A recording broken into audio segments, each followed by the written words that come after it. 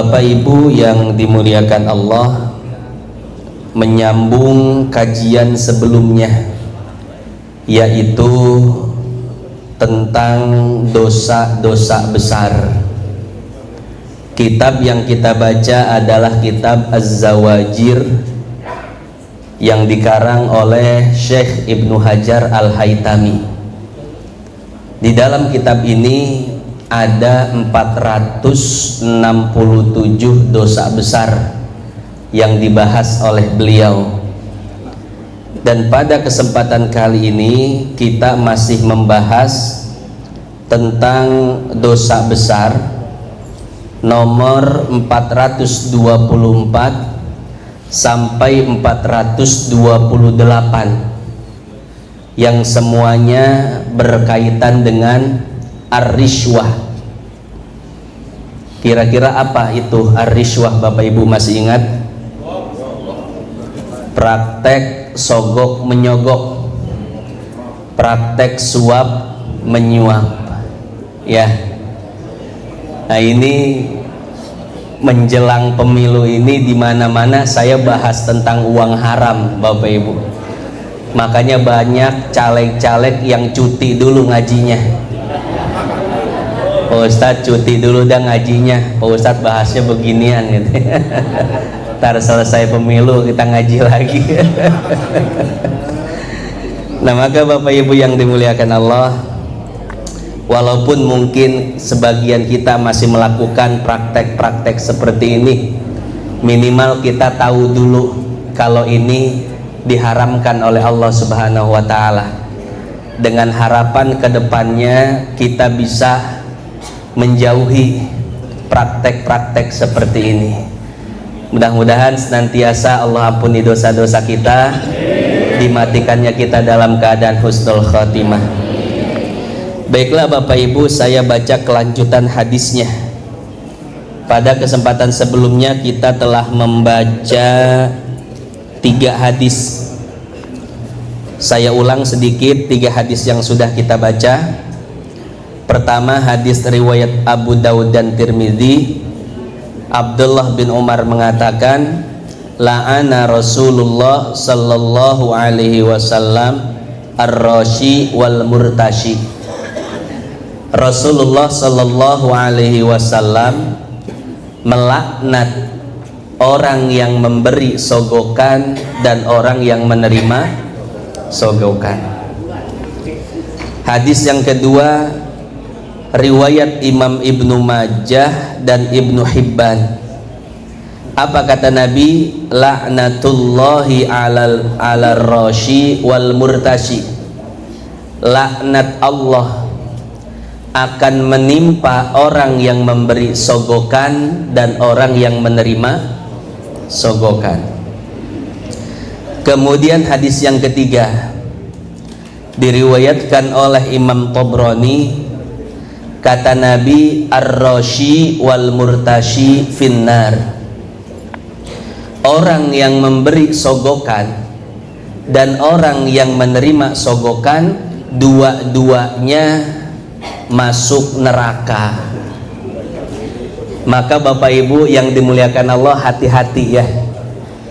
Jangan sampai dalam konteks pemilu ini kita salah satu dari keduanya, entah sebagai caleg yang memberi sogokan atau sebagai warga yang menerima sogokan. Kenapa? Karena dua-duanya dilaknat Allah, dilaknat Rasul, dan tempatnya sudah disediakan di dalam api neraka. Nauzubillah. Ini sudah kita jelaskan Bapak Ibu, neraka kayak gimana gambarannya, kira-kira enak nggak? Jadi kata Nabi dalam hadis riwayat Imam Bukhari, narukum hadihi juz'un min tis'in wa sittina juz'an min nari jahannam. Api kalian di bumi ini hanya 1/70 dari panasnya api neraka. Artinya apa? Api neraka 70 kali lipat lebih panas daripada api dunia. Tapi kita lihat Bapak Ibu, api dunia yang katanya tidak sepanas api neraka, tapi lihat berapa ribu hektar hutan yang habis terbakar, betul nggak? Pertokoan, pasar dan lain sebagainya habis dilalap api dunia, padahal masih 70 kali lipat tidak lebih panas daripada api neraka. Bayangkan bagaimana panasnya api neraka. Bahkan dalam satu riwayat disebutkan, andai neraka bocor satu lubang jarum saja, niscaya alam semesta habis terbakar. Makanya di dalam hadis sahih riwayat Imam Bukhari, inna ahwana ahlin nari adaban la rajulun yudha'u fi akhmasi qadamaihi jamrotan, sampai akhir hadis. Azab yang paling ringan di neraka adalah seseorang yang diletakkan di bawah kakinya jamrotan, yaitu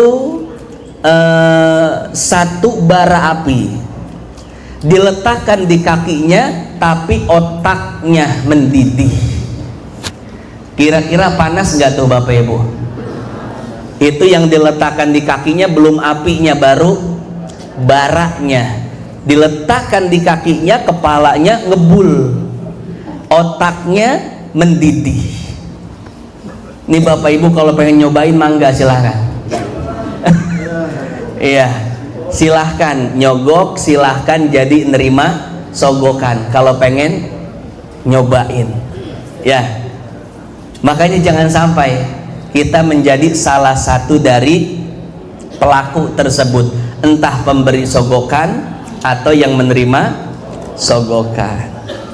Nah, itulah sedikit kita murojaah atau mengulang hadis-hadis yang kita baca pada kesempatan sebelumnya. Sekarang kita akan baca satu atau dua hadis. Syekh Ibnu Hajar beliau melanjutkan, wa Ahmad, hadis ini diriwayatkan oleh Imam Ahmad. Apa kata Nabi? Ma min qaumin, tidaklah satu tempat, satu daerah, yuzhiru fihimur riba, mereka sudah terang-terangan berani melakukan praktek riba, illa ukhidhu bisanah, melainkan mereka akan dihukum dengan kesulitan. Wa ma min qaumin yuzhiru fihimur risha, tidaklah satu tempat, satu daerah sudah terang-terangan melakukan praktek sogok menyogok, suap menyuap, illa ukhidhu birru'bi, kecuali mereka akan dihukum dengan sebuah ketakutan. Hadis riwayat Imam Ahmad. Bapak Ibu yang dimuliakan Allah, di dalam hadis ini ada dua hal yang dibahas oleh Nabi. Pertama tentang riba, yang kedua tentang sogok menyogok. Pertama, saya akan bahas tentang riba. Dari sekian banyak macam riba, maka ada satu riba yang paling banyak dilakukan oleh masyarakat kita. Apa? Yaitu riba al-qard, riba hutang pinjam. Nabi Shallallahu Alaihi Wasallam bersabda, yang kemudian hadis ini dijadikan sebuah kaidah di dalam fikih. Apa kata Nabi? Kullu qardin jarra naf'an fahuwa riba. Setiap hutang pinjam yang menarik keuntungan, artinya apa? Di situ ada bunganya, fahuwa riba, maka itu adalah riba. Contoh, Bang Emok. Tahu Bang Emok Bapak Ibu? Yang suka muter-muter nawarin pinjeman. Targetnya biasanya warung-warung kecil. Bu, butuh modal enggak? Oh iya butuh, berapa? 5 juta. nih 5 juta. Setiap bulan cicilan ya ke saya 700.000 selama 1 tahun. Kira-kira kalau 700.000 dikali 12 berapa Bapak Ibu? 8.400.000. Minjemnya 5 juta, bayarnya 8.400.000. Berarti 3.400.000-nya itu bunganya. Nah kata Nabi, setiap pinjaman yang ada bunganya maka itu adalah riba.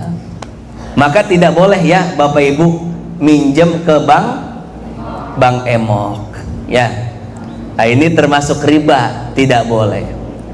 Orang yang berani melakukan riba, maka kata Nabi, ukhidhu bisanah, dia akan kami hukum dengan sebuah kesulitan. Makanya di kampung-kampung ya, petani-petani banyak melakukan praktek seperti ini. Jadi setelah panen, mereka itu sibuk untuk menjual hasil panennya. Si pagi, siang, malam sibuk ngegebot. Naon ngegebot bahasa Indonesianya? Iya, pagi, siang, malam sibuk ngegebot, capek, hasilnya dijual kemudian digunakan untuk bayar akhirnya miskin lagi. Ya, nunggu panen lagi, capek lagi, bayar hutang lagi, miskin lagi, seperti itu. Tidak akan pernah Allah berikan kekayaan, tidak akan pernah Allah berikan kesejahteraan. Kenapa? Karena dia sudah berani melakukan praktek riba ya. Nah ini hati-hati, jangan sampai kita menjadi pelaku bank emoknya atau kita menjadi peminjamnya ya, karena itu merupakan riba. Kemudian ada lagi, orang mau hajatan misalkan. Hajatan biasanya butuh berapa duit Bapak Ibu? Ada 20 juta cukup? 20? Enggak ya, zaman sekarang mah ya. 50 juta deh. Ya 50 juta ya. Iya. Pak Haji, saya mau ngawinin anak Pak Haji. Oh, butuh duit berapa? 50 juta. Nih 50 juta. Tapi dengan syarat ya, ada bunganya. Biasanya bunganya berapa Bapak Ibu? Nyaho, murah-murah teh nyaho.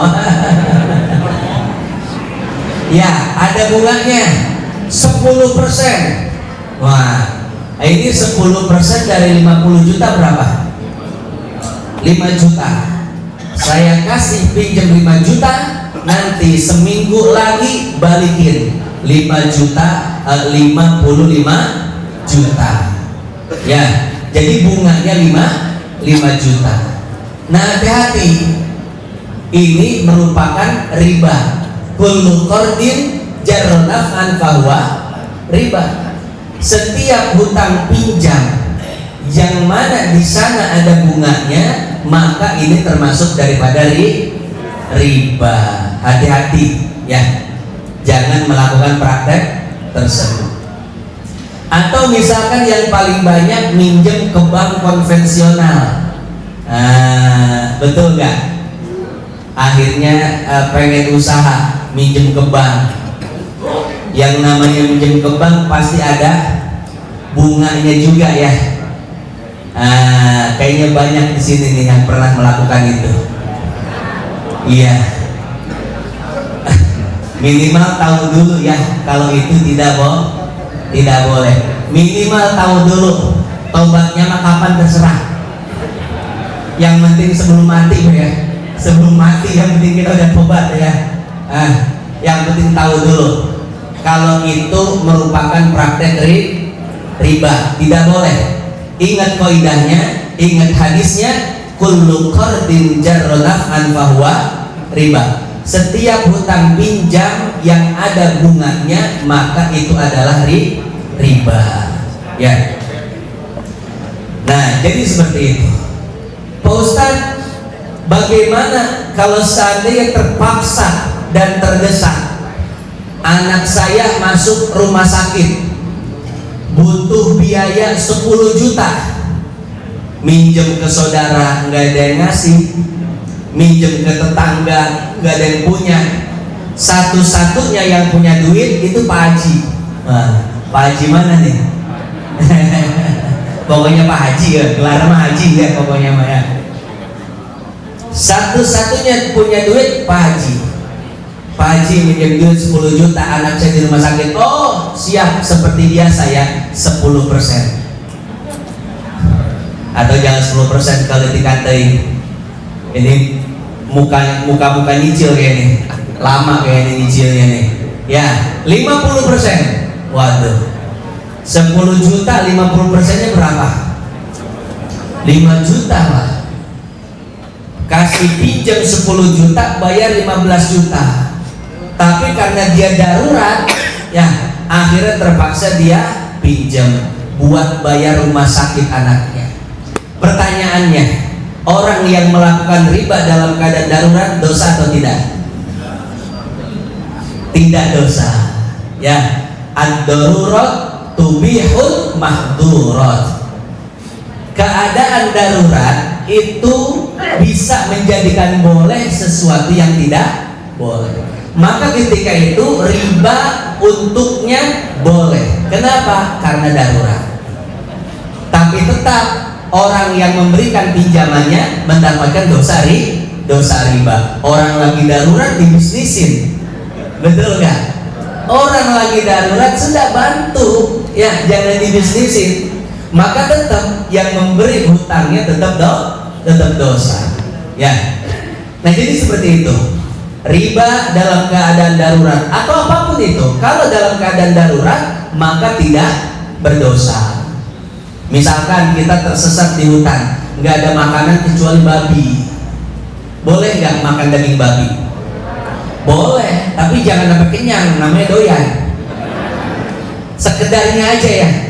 Misalkan tidak ada yang halal, kalau kita tidak makan, kita bisa kelaparan. Maka boleh makan yang haram, cuman sekedarnya, bisa dirompi, hanya sekedar menahan lapar saja. Setelah itu jangan dilanjutkan.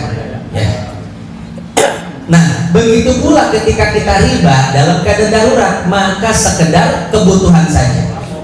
Biaya rumah sakit 10 juta, minjemnya 10 juta, walaupun ada bunganya tidak jadi masalah karena darurat. Nah jadi seperti itu ya Bapak Ibu yang dimuliakan Allah. Jadi bisnis uang itu tidak boleh. Yang boleh itu bisnis barang. Betul. Beli barang harganya 5 juta dijual 8 juta boleh. Ya itu barang. Tapi bisnis uang nggak boleh. Minjemin 10 juta dibayar 12 juta, 15 juta nggak boleh. Ya. Nah jadi seperti itu hadirin jamaah yang dimuliakan Allah. Pak Ustadz, ini hutang pinjam itu kan apa namanya, kalau nggak dibisnisin kita rugi, orang bayarnya lama dan lain sebagainya. Maka Bapak Ibu yang dimuliakan Allah, prinsip hutang pinjam dalam Islam itu adalah prinsip at-ta'awun, prinsip saling tolong menolong. Tidak boleh ada prinsip bisnis dalam hutang pinjam. Ya. Jadi kalau kita memberikan pinjaman kepada seseorang, maka pahalanya nanti di akhirat, bukan keuntungan dunia. Apa dalam hadis sahih riwayat Muslim, man yassara ala mu'sirin yassarahullahu fid dunya wal akhirah. Siapa orang yang memudahkan urusan orang yang sulit, maka Allah akan mudahkan seluruh urusannya di dunia dan di akhirat. Itu prinsip hutang pinjam. Jadi kalau kita memberikan hutang kepada seseorang, maka Allah akan memudahkan segala urusan kita. Pak Ustadz dia nggak bayar-bayar, biarin. Ya, urusan bayar nggak bayar urusan dia. Urusan dia dengan Allah. Mau nggak mau pasti dia bayar Pak, tidak di dunia, di akhirat. Ya, urusan kita menolong orang yang sulit. Kalaupun hutang kita tidak dibayar, maka kita akan mendapatkan balasannya dari Allah. Apa? Allah mudahkan segala urusan kita, baik di dunia maupun di. Bisa jadi Bapak Ibu nanti sebetulnya masuk neraka, tapi nggak jadi. Kata Allah, jangan masukkan dia ke neraka. Kenapa? Karena ketika di dunia dia pernah memudahkan urusan orang yang sedang kesulitan. Walaupun orang yang sedang kesulitan itu nggak tahu diri, nggak seminjem, termayar-mayar, ya Allah, ya Rob, tak sana ngajunah. Ya, kita jangan sampai jadi orang yang tidak tahu diri Bapak Ibu. Ketika minjem semangatnya luar biasa, ketika waktunya bayar ganti nomor, wah jangan sampai ketahuan nih nomor WA saya. Nah, jadi seperti itu ya. Jadi prinsip hutang menghutangi, pinjam meminjam itu adalah prinsip tolong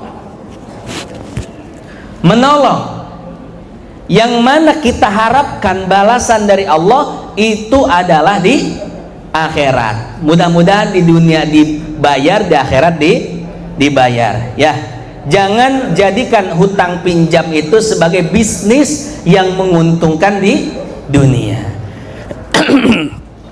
Makanya dalam hadis riwayat Imam Bukhari, hadis sahih,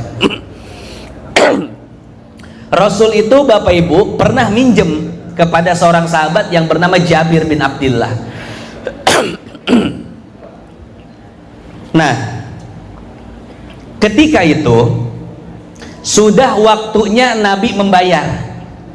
Ketika Nabi membayar hutang kepada Jabir bin Abdillah, Nabi bukan sekedar bayar hutang, akan tetapi Nabi melebihkan pembayarannya. Kata Nabi, wahai Jabir, ini hutang saya dan ini bonusnya untukmu. Tuh. Artinya apa? Artinya ya, kalau kelebihan itu, bunganya itu tidak disyaratkan oleh si pemberi pinjaman, maka bunga itu menjadi halal. Artinya si peminjam, seperti tadi misalkan minjem duit 10 juta buat biaya anaknya di rumah sakit. Akhirnya ketika bayar hutang dilebihin, Pak Haji, ini saya lebihin 2 juta sebagai bentuk terima kasih. Kenapa? Saat orang-orang tidak ada yang mau menolong saya, maka Pak Haji lah satu-satunya orang yang mau menolong saya. Ini saya bayar hutang 10 juta dan saya kasih bonus 2 juta. Masya Allah. Kalau seperti itu nggak apa-apa Bapak Ibu. Kenapa? Karena si pemberi hutang tidak mensyaratkan, dan ini merupakan inisiatif sendiri dari si penghutang itu ya. Atau uangnya nggak dilebihin, tapi ketika bayar hutang orang itu bawaan, entah itu bekakak ayam, semur jengkol, dan lain sebagainya. Ya, Pak Haji, ini saya bayar hutang 10 juta dan sebagai bentuk terima kasih nih, Pak Haji kan doyan banget bekakak ya. Iya, ini bukan bekakak ayam Pak Haji. Oh, bekakak apa? Bekakak komodo. Masya Allah. Ya, kesukaan Pak Haji ini bekakaknya, Masya Allah. Nggak apa-apa ya. Jadi tambahan-tambahan atas dasar inisiatif penghutang itu tidak dihitung sebagai riba. Ya, kenapa? Karena tidak disyaratkan oleh yang memberi hutang. Nah, inilah yang dibahas oleh Syekh Zainuddin Al-Malibari di dalam Fathul Mu'in. Di dalam Fathul Mu'in disebutkan wasunnah, dan disunahkan limuqtaridin, bagi orang yang berhutang untuk membayar hutang lebih dari hutangnya. Kenapa? Sebagai bentuk rasa syukur, rasa terima kasih kepada orang tersebut, sebagaimana yang dilakukan oleh Rasulullah Sallallahu Alaihi Wasallam. Ini kira-kira jelas nggak Bapak Ibu tentang riba? Insya Allah jelas ya. Setiap hutang pinjam yang ada bunganya itu riba. Ya, yang diharamkan jika yang mensyaratkan bunga itu siapa? Yang memberi pinjaman. Tapi kalau yang melebihkan itu atas inisiatif si penghutang sendiri, hukumnya bagaimana? Boleh, tidak jadi masalah. Ya. Nah, kita kembali ke hadis ini. Di dalam hadis ini disebutkan, tidaklah satu daerah sudah terang-terangan dalam riba. Ucapan kiai nggak dipeduliin, ucapan ulama nggak dipeduliin. Bahkan kalau ada ulama bahas riba, wah besok nggak hadir lagi. Ustadz bahas beginian, besok nggak hadir lagi. Ya. Atau misalkan, wah Ustadz bahas beginian, besok jangan dipanggil lagi. Ini pernah terjadi kepada saya. Saya pernah waktu itu acara apa? Bukan di sini ya, jauh, ya, jauh banget. Itu kalau semut jalan nggak nyampe-nyampe. Ya, saya waktu itu sudah mempersiapkan ceramah tentang kematian. Tapi pas ceramah biasa saya bertawasul kepada guru-guru saya dan bermohon pada Allah, ya Allah, ini kira-kira saya bagusnya ngomong apa di sini. Saya tidak tahu yang hadir itu kebanyakan pengusaha. Akhirnya apa? Setelah bertawasul, munajat minta sama Allah, akhirnya ketika itu pula saya ingin bahas masalah riba. Akhirnya naik ke panggung ngomongin riba, dan itu nggak pakai persiapan sama sekali, lepas ngomong riba.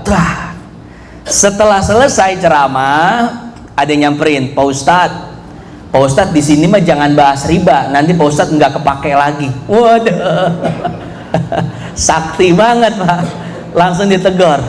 Saya bilang begini, Pak, nanti liatin aja, saya yang ikut mereka atau mereka yang ikut saya. Saya bilang seperti ini. Masya Allah, nggak lama kemudian alhamdulillah ya, banyak yang setelah mendengar materi tersebut, banyak mereka yang bertaubat dari dosa riba. Nah, jadi seperti itu. Kalau misalkan ada ustadz, kiai, ulama menyampaikan apa yang sebetulnya kita tidak suka. Kenapa kok tidak suka? Karena mungkin itu jadi pencaharian kita, itu jadi bisnis kita. Jangan dulu nggak suka, dengerin aja dulu, ketahui saja dulu. Walaupun belum bisa bertobat saat itu, bisa jadi satu saat kita butuh dengan ustadz itu, kita butuh dengan kiai itu. Biasanya gitu Pak, kalau itu masih jadi mata pencaharian kita, kita keselnya luar biasa sama yang nyampein. Het, ustadz ngomong naon sih? Nah, naonan sih tak kiai gak bahas kos gitu. Awalnya gitu. Kalau udah bangkrut, udah sakit, udah lain sebagainya tuh baru dicari. Gimana ya ustadz yang dulu ngomongin masalah itu? Kebanyakan seperti itu. Ya. Maka siapapun, para dai, para ustadz, ketika berbicara menyampaikan apa yang sebetulnya kita tidak suka, apa yang sebetulnya kita tidak ingin dengar, maka sabar. Barangkali itu hidayah dari Allah, jangan ditolak dulu, dengarkan saja ya. Barangkali satu saat kita butuh, dan pasti satu saat kita butuh. Siapa sih yang mau mati dalam keadaan melakukan dosa besar? Betul. Siapa sih yang mau mati dalam keadaan su'ul khatimah? Semuanya mau mati dalam keadaan soleh, semuanya mau mati dalam keadaan husnul khatimah ya. Nah, tidaklah satu tempat mereka sudah terang-terangan melakukan riba illa ukhidu bisanah, melainkan mereka akan dihukum dengan sebuah kesulitan. Coba lihat orang yang melakukan praktek riba, mereka kesulitan dalam hidup, tidak kesulitan zahir, maka kesulitan batin. Coba kita lihat orang yang melakukan praktek riba ya, yang semula tanahnya banyak kemudian jadi sempit. Kenapa? Dijual sedikit-sedikit demi membayar riba. Saya contohnya bukan siapa-siapa, saya tahu orangnya Pak. Ya, di tempat saya tanahnya luas. Wah, ya. Tapi karena melakukan praktek riba, sekarang rumahnya tinggal sepetak. Kenapa? Minjam nggak kuat bayar, dijual buat bayar hutang. Minjam nggak kuat bayar, dijual buat bayar hutang. Ya, itulah konsekuensi orang yang melakukan riba. Apa kata Allah? Lihat surat Al-Baqarah 276. Yamhaqullahu riba wa yurbis shadaqat. Allah akan menghancurkan riba dan memberikan keberkahan pada sedekah. Ya, makanya usaha yang dimulai dari riba itu tidak akan berkah, tidak akan berhasil. Dan kalaupun berhasil, itu hanya berhasil luarnya saja, batinnya lihat, pasti dia punya masalah. Punya masalah dengan ibadahnya, punya masalah dengan keluarganya, punya masalah dengan kesehatannya, punya masalah dengan ekonominya, dan lain sebagainya. Ya. Nah, intinya orang yang terang-terangan melakukan praktek riba, hidupnya nggak bakal seneng, tidak akan pernah bahagia. Yang terakhir atau poin kedua, Rasul membahas tentang masalah sogok menyogok. Kata Nabi, wa ma min qaumin yudhiru fihimur risya. Tidaklah setiap orang atau satu tempat sudah terang-terangan dalam praktek sogokan, sogok menyogok. Sekarang udah terang-terangan belum Bapak Ibu? Terang-terangan, ya. Bahkan ustadz loh, ustadz di center masuk TV bagi-bagi duit. Wah, yang di ya warga kebagian cuman sari 50.000 ya. Ustadznya apa? Rubicon. Ya Allah, ya Rabb.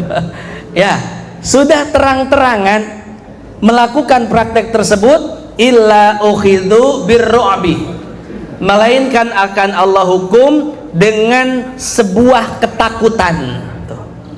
Orang yang melakukan praktek sogok menyogok, hidupnya akan diliputi oleh rasa takut Bapak Ibu. Coba lihat pejabat yang jadi pejabat karena nyogok. Selama jadi pejabat, bahkan setelah lengser dari jabatannya, pasti merasa takut. Betul. Takut diaudit KPK, takut ditangkap polisi, takut ketahuan orang, takut begini, takut begitu. Rasa takutnya itu luar biasa. Betul nggak? Betul. Ya. Semua orang yang melakukan praktek suap menyuap, sogok menyogok, akan Allah tanamkan rasa takut di dalam hatinya. Ya, takut masalah rezeki, takut masalah kesehatan, takut masalah ini, takut masalah itu, banyak takutnya. Jadi seperti itu hadirin hadirat yang dimuliakan Allah. Maka kita jaga dua poin ini, karena dua poin ini termasuk daripada dosa besar. Selain akibatnya di akhirat, selain dosanya di akhirat, akibatnya pun akan Allah segerakan di